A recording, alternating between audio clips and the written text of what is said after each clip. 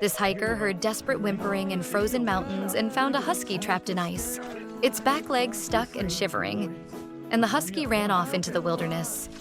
3 months later, a massive snowstorm hit. While hiking the same trail, he became completely disoriented with no signal, stumbling through snow, growing weaker and colder.